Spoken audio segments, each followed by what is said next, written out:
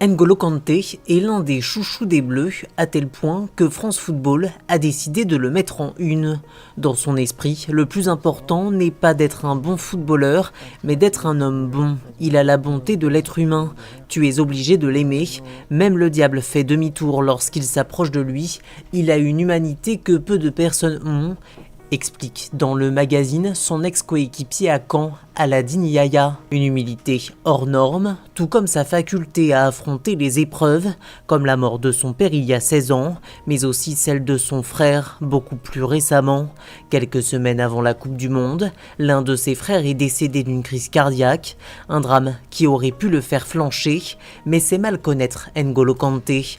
On s'est parlé et il m'a dit c'est comme ça, c'est la vie. Il a été appelé maintenant, révèle à France Football son ami Baptiste Cousteau.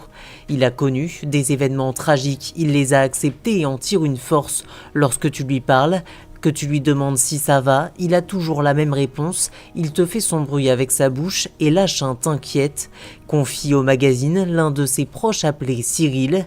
Issu d'une famille de 9 enfants, N'Golo Kanté était sans doute au fond de lui bouleversé, une émotion qu'il a su mettre de côté pour rester concentré et ne pas empêcher les Bleus de gagner.